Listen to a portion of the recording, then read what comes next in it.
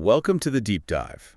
Today, we're taking you into this hidden world that pretty much runs underneath everything you do online. It really does. We're looking at internet security, yeah, but we're going deeper, starting with digital defenses, then online shopping stuff, and ending up with, your personal data. That electronic trail everyone talks about. Exactly. Our mission today is to give you a kind of shortcut. We've looked at insights from people like internet security consultants to help you understand how these defenses work, what the threats actually are, and what happens to that electronic trail you leave behind. Yeah, get ready for some surprises, I think. It really touches everything. It's funny, isn't it? We use the internet all the time, like breathing almost, work, fun, keeping in touch. Absolutely. Second nature. But the stuff protecting us, the machinery humming away underneath, and the threats trying to break it, most of us don't really see it. Right. It's kind of opaque. So hopefully this deep dive pulls back the curtain a bit, makes it, understandable for you. Okay, so let's unpack this. Internet security. It sounds like one big thing, but it's more like a constant battle, isn't it? Oh, definitely. Our sources, like insights from consultant Melissa Korster, really paint it as this ongoing effort. So what does internet security really mean day to day? And what are the big threats companies and, us users are actually facing? Yeah, Melissa Korster's perspective is great here. Her job isn't just setting up a wall and walking away. It's active. Yeah. Constant. Right. She works with companies to stop hackers getting into systems, obviously stopping them stealing or wrecking information. But it's also about adapting, because the threats change. It's less like a stone fortress, more like a smart shield that learns. A smart shield, I like that. And thinking about those threats, Melissa mentions denial of service attacks, DOS attacks. We've probably all hit a website that just wouldn't load. Is that what's going on? What is a DOS attack? It's surprisingly simple in concept, but really effective. Hackers basically just flood a company's system. Flooded with what? With requests. Just tons and tons of requests for information, often malicious ones. Think of it like 1,000 people trying to jam through one doorway all at once. Okay, so legit people can't get in. Exactly. The real users, the customers, they can't access the service. The whole system just gets overwhelmed and grinds to a halt. It becomes inaccessible. So the goal isn't stealing data, it's just breaking it, causing chaos. Pretty much. Pure disruption, like creating a massive digital traffic jam. It's not subtle, but it works. Okay, so it's not theft, it's about making things unusable. Yeah. What's the real world impact then, when a service just stops working like that? The impact is massive. For you, the customer, it's incredibly annoying, right? Trying to buy something, pay a bill, access information, and nothing. Yeah, super frustrating. And for the company, it's lost business, straight up. Big time, plus damage to their reputation, and they spend a fortune trying to fix it and get back online. And I guess people lose trust, too. Absolutely. It erodes trust in that service, which can linger for a long time. It's a serious headache. That digital traffic jam idea really sticks. Okay, so DOS is like blocking the highway from the outside. What about threats that actually, get inside the system? We hear about viruses constantly. How are they different? Right. Viruses are a whole different animal. A DOS attack blocks access, like you said. A virus is more insidious. It's a little piece of code, a program designed to sneak onto your computer or into a network. And then what? And then cause trouble. Make the computer malfunction. It could corrupt your files, slow everything down, maybe even let someone else control your machine remotely. Okay, so DOS is the blocked highway. A virus is like someone sneaking into your car and messing with the engine. That's a pretty good analogy, yeah. And our sources point out we do have defenses for this internal stuff. The first line is usually technical things like firewalls and antivirus software. Right, firewalls and antivirus. We hear those terms all the time. For someone wanting to really get it, what are they? How do they work generally? Okay, so a firewall is like a security guard for your network connection. It watches the traffic coming in and going out, checks its ID, basically. And it follows a set of rules. If something looks suspicious or isn't authorized, it blocks it, keeps bad connections out, stops sensitive info sneaking out. Got it. Like a bouncer. And antivirus. Antivirus is more like your computer's immune system. It actively scans your files and programs looking for known bad guys, known malware, including viruses. How does it know it's bad? It usually compares things against a huge database of known virus signatures, like digital fingerprints, Or sometimes it spots suspicious behavior from a program. When it finds something nasty, it tries to isolate it, quarantine it, or just get rid of it before it does damage. And they need updating all the time, right? Because new viruses pop up. Constantly. It's an arms race, really. New threats appear literally every day. So knowing the difference between a DOS attack and a virus isn't just like trivia. Why does it matter for us, for the services we rely on every single day? Exactly. It's not just academic. Understanding this helps you see why security is so complex.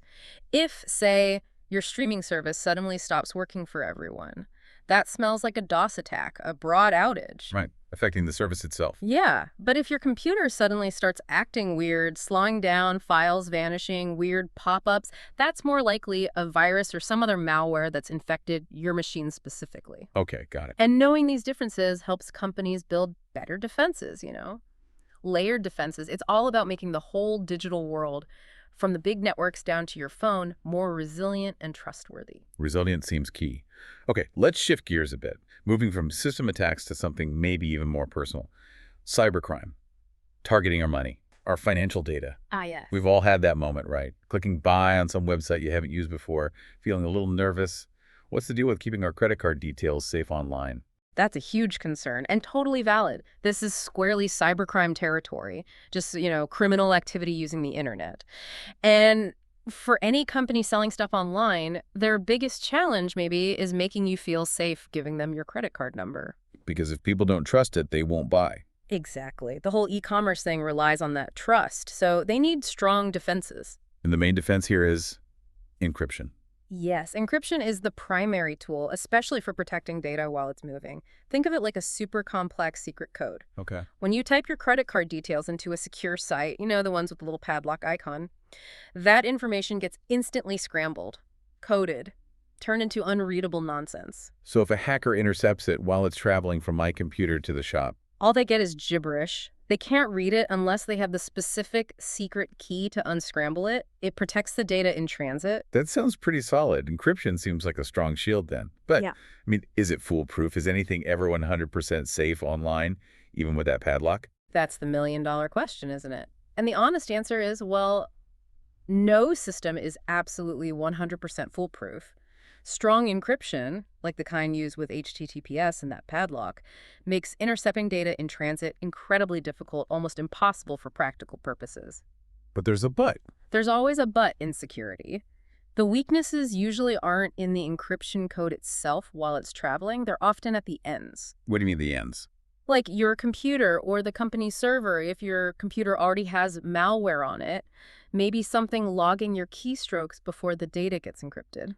Well, encryption can't help then. Ah, okay, if it's stolen before it's locked up. Right. Or if the company's server gets hacked after your data arrives and is decrypted, then again, the encryption during transit didn't matter at that point. So the padlock mainly tells me it's safe while flying through the internet. Precisely. And that's still hugely important. When a company shows you that padlock, uses HTTPS, they're signaling they've taken that crucial step. It should give you, the consumer, a good level of confidence for that specific part, the transmission. Yeah. It builds trust. Okay, that makes sense. Right. It's a vital piece, but not the whole puzzle. Exactly. Security is about layers. That trust really is the currency online, isn't it? Okay, moving beyond just money, there's this other trail we leave. A much bigger one, actually. It brings up some really deep questions about privacy. Our sources call it the electronic trail. Yeah, the electronic trail or digital footprint. It's vast. Every time you go online, consciously or not, you're leaving bits of data behind. Like what sort of bits? Oh, everything. The websites you visit, obviously. Sure. The specific pages you look at, what you search for on Google or Bing, the links you click, products you browse, even things like your location, maybe from your phone's apps or your IP address. Oh. And yeah, if you buy something, all those personal details you type in, name, address, email, that gets added to the pile. It's like digital breadcrumbs mapping out your entire online activity. Much more detailed than people generally think. That is a lot of information. Yeah. Now, before we even talk about governments or police looking at this, who else is interested in this trail? Who's collecting it and using it kind of behind the scenes. That's a really important point because often the first collectors and the biggest users are commercial companies. Businesses, why? What do they do with it? Well, your trail is incredibly valuable to them. The most obvious thing is targeted advertising, right? Showing you ads for shoes because you looked at shoes earlier. Sure, we see that all the time. But it goes way beyond that. They use it to personalize your experience on their website, maybe change the layout or offers you see. It feeds into market research, understanding what people want, even deciding what new products to make. Okay, so improving services and selling ads. Anything else? Oh, yeah. It can get more sensitive. There are companies called data brokers who just collect and combine and sell this stuff. And that data can then be bought by, say, insurance companies figuring out your risk level or lenders deciding if you're a good bet for a loan. Whoa, wait, so my browsing history could affect my insurance premium or getting a loan. Potentially, yes. It feeds into complex profiles, so the websites you visit, the things you search for, could subtly influence the financial offers you get, or even whether you get them at all. And this is all happening before any official surveillance comes into play. That really changes the perspective. This data isn't just floating out there. It's being actively used, bought, and sold, and it can have real consequences for us. Absolutely. It's a commodity. Which brings us right back to that core question from the sources. Who should have the right to access and analyze this information? It feels like companies already do, to a large extent. They certainly collect and use a lot of it, often based on terms and conditions we click agree to without reading. Guilty. And this naturally leads into the bigger societal argument about powers of surveillance, especially for law enforcement, like the police or intelligence agencies. How does that fit in? Right. So surveillance here means the specific powers authorities have to monitor the activities of private citizens, often, without us knowing. Watching those electronic trails we leave? Exactly. Watching the trails, maybe intercepting communications, collecting data. The stated reasons are usually about national security, preventing crime, or investigating crimes that have already happened. But it's controversial? Highly controversial because it pits the government's duty to keep people safe against our fundamental right to privacy. It's a massive balancing act. And our sources mention critics have a strong view on this. What's their main concern? What do they call it? Well, the source material points out that critics often call it snooping. Plain and simple. Okay. Their argument isn't just, I don't like being watched. They argue that there are fundamental human rights and civil liberties at stake here. Like what specifically? Things like freedom of speech, freedom of association, who you talk to online, what groups you join. The freedom to just think and explore ideas privately without worrying the government is looking over your shoulder. That sounds pretty fundamental. It is. The critics argue these are freedoms ordinary people should just have. Their big fear is something called the chilling effect. Chilling effect. Yeah, the idea that if people think they might be monitored, even if they're doing nothing wrong, they might self-censor. They might hesitate to search for certain information or discuss sensitive topics online or join certain groups, just because of the possibility of surveillance. So it potentially limits how people behave online, even if they aren't criminals. That's the core of the critics' argument. It's a really profound debate about where you draw the line between keeping society safe and protecting individual freedoms in this digital age. Wow, that really lands heavily. It makes you think, doesn't it? How much control do we really have? What does this mean for your feeling of freedom online? It goes way beyond just clicking links. It certainly does. So, incredible journey today. We started down in the engine room, looking at internet security battles, DOS attacks disrupting things, viruses sneaking in, and the guards like firewalls and antivirus. The front lines. Then we went to the marketplace, cybercrime, seeing how encryption acts like this vital shield for our credit cards, building that essential trust for online shopping. Yep, the trust factor. And finally, we ended up in this really personal space. Our digital footprint, that electronic trail, how it's used commercially, and these huge debates about privacy, government surveillance, and what it means for our basic rights and liberties. And hopefully by understanding these different parts, the tech, the commerce, the ethics, the law, you can navigate the internet feeling a bit more aware, maybe a bit more empowered. Yeah, being an informed participant, like you said, not just swept along. Exactly, knowing what's going on beneath the surface. Absolutely. Yeah. So as you head back online after hearing all this, here's something that you want. In this world where pretty much every click leaves a trace that's both valuable and vulnerable, how do you strike that balance? The amazing convenience and connection of being online versus, well, the need for security, and that fundamental right to privacy. It's tough balance. It really is.